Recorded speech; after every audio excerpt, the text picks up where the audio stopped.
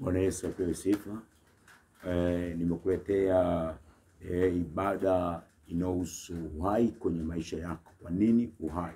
Kisoma Ezekieli 16 mlango wa 6. Biblia inasema ya kwamba Yesu alipokuwa akipita kila mahali akakukuta uko katika hali ya kugangadanga.